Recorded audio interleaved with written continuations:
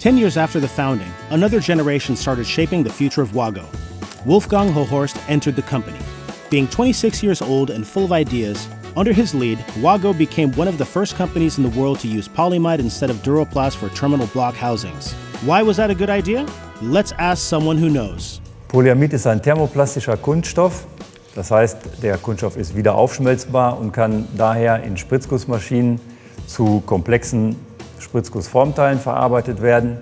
Der Werkstoff wurde bereits in den 30er Jahren von der Firma DuPont in den USA entwickelt. Es wurden die ersten Nylonstrümpfe daraus hergestellt. Es bringt eine Menge an guter Eigenschaften mit. Die Kombination von hervorragenden Isolationseigenschaften und der guten Mechanik prädestiniert es eigentlich dafür, für Komponenten in der Elektrotechnik eingesetzt zu werden.